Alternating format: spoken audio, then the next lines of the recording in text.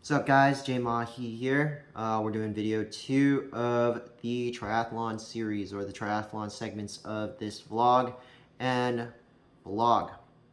So previous video was the checklist for the Half Ironman Santa Cruz. Now I'm going over my Half Ironman race plan for, a couple days from now? A couple days from now. And my in-race nutrition. I did go over it a little bit during the checklist video, but we're gonna go over it now.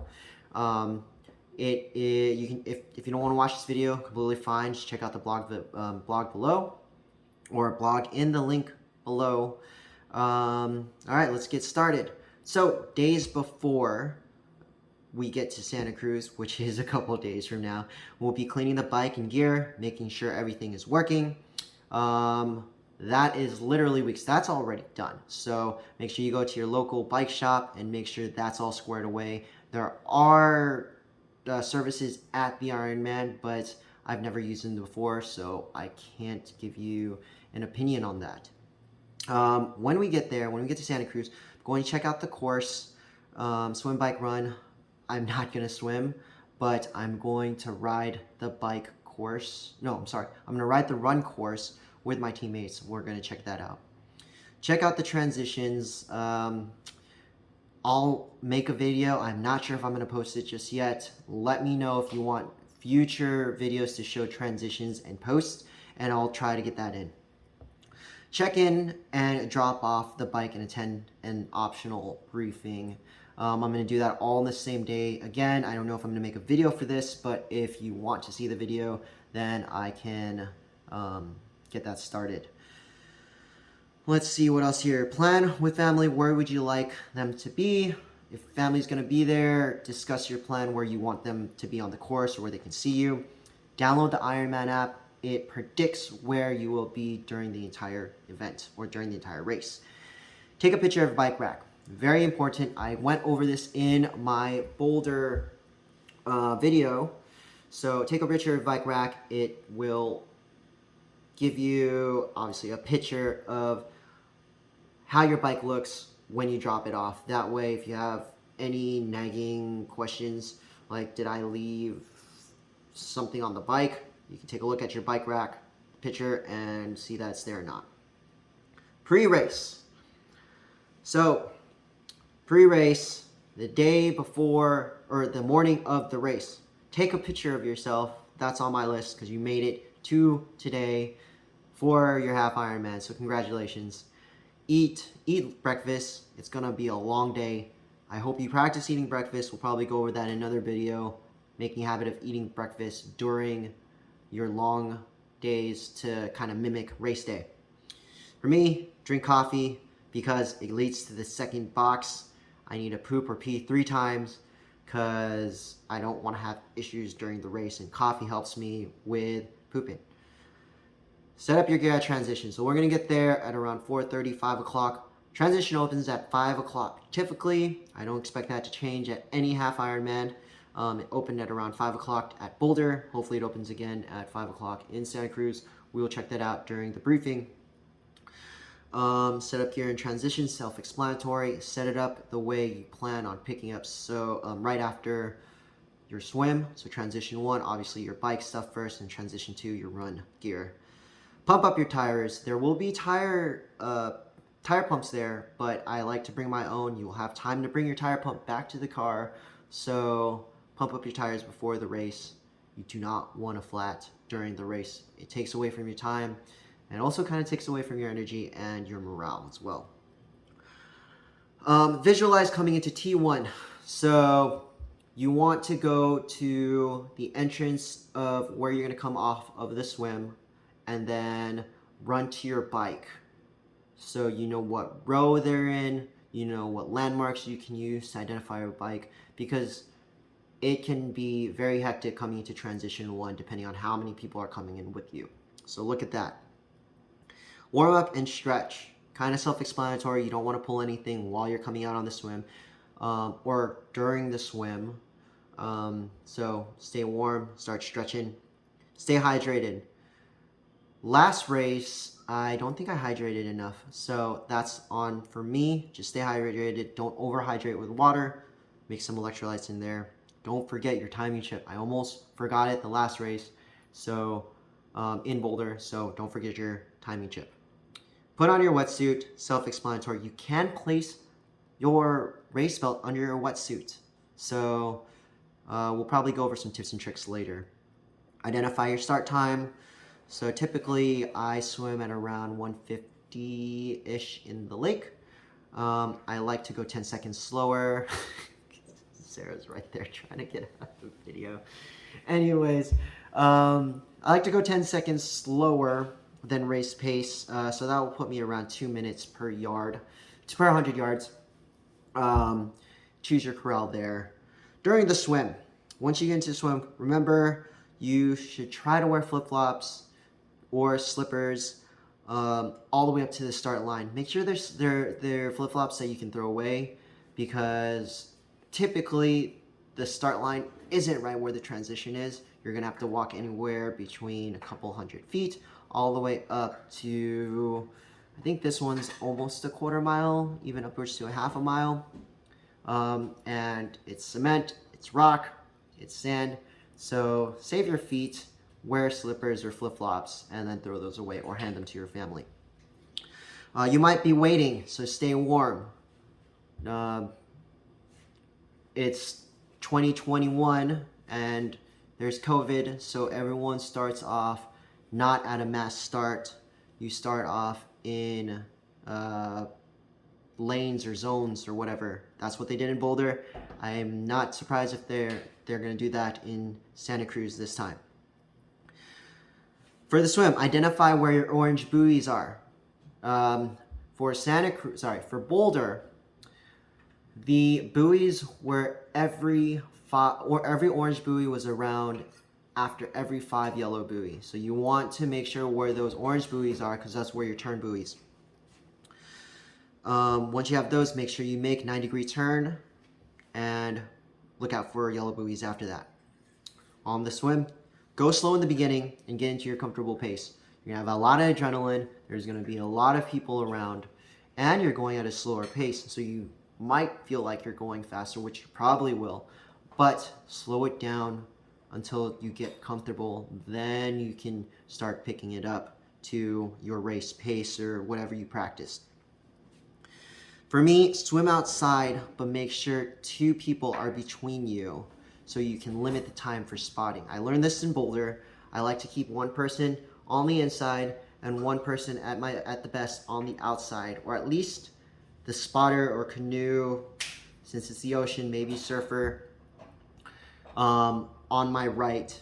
The buoy, the turns will always be on your right side. So to minimize spotting or the need to spot, try to keep 2 people in between. And then when you reach the finish line, my plan is for the swim, finish line for the swim, keep swimming near the finish until you're forced to stand, because it's more difficult to run in the water than it is to swim in the water, obviously. It also shortens your distance for running as much as possible.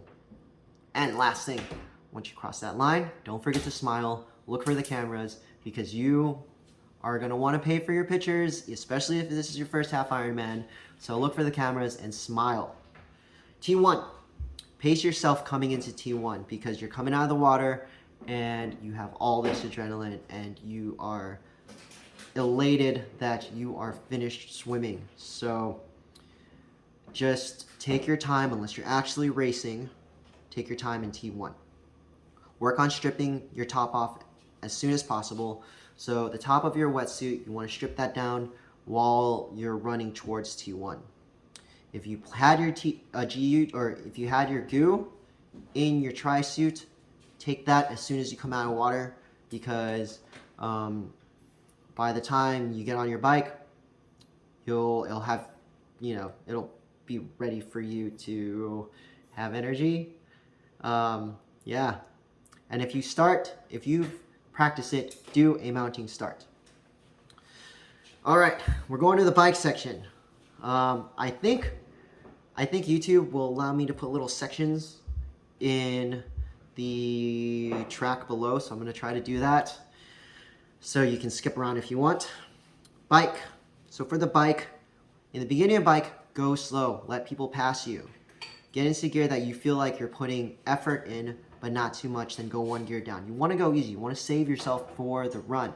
Unless you're a very strong cyclist. I'm middle of the road cyclist, but I'm a runner, so go slow on the bike. For me, that is 18 to 20 miles per hour, easy pace. Just let people pass me, breathe, swallow your ego, pace yourself. Again, goal is to feel fresh off the bike. You got 56 miles, don't burn your candles or your matches now. Nutrition I'll be packing is one reservoir, profile design reservoir with 24 ounces of 400 calories with electrolytes, one full bottle of 24 ounces of water, and a backup 24 ounce bottle of water as well. I'm carrying 3 GU gels, which I'm going to be consuming one every 45 minutes, and 2 salt pills. I also will hydrate with the nutrition in the reservoir every 15 minutes to break down that consumption of 400 calories, 200 calories consumed every hour. So I will have a total of 800 calories on the bike. I plan on finishing the bike within under 3 hours, but we'll see how that goes. That's why it's 800 calories for 4 hours. Water every 30 to 45 minutes is good for me. That's why I only have 1 bottle. And then, again, I have it right here in the notes. Pace yourself. For me, I need to be fresh off the bike to prepare for the run. Waffle at the 45 to 56 mile mark, because I'll be tired of goo and hydration or fluids from then. And 1 salt pill at the 30 to 45 mile mark to prevent cramping, and 1 salt pill at T2 or transition 2 to make sure I am ready for the run. If you've practiced it, which I've practiced fortunately on this one, riding dismount. I have practiced the riding dismount at least in comparison to Boulder. I cramped up in Boulder, so riding dismount was very unsuccessful, or I couldn't even attempt it. I didn't do the running mount on the bike. I haven't practiced that. Maybe on the next Half Ironman.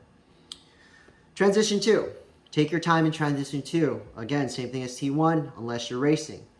Boulder, didn't take my time. I rushed out, ended up walking the entire half marathon. So take your time. Drink ginger ale or cola. Ginger ale for me because I can't stomach cola.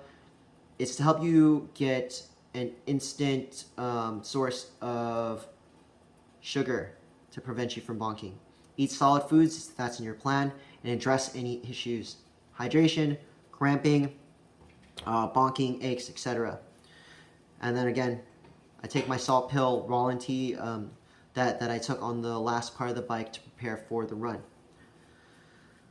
Now, coming out of the run, make sure, again, this is important, make sure you addressed everything you did, or every problem you have in T2 before coming out. That way you're ready to run.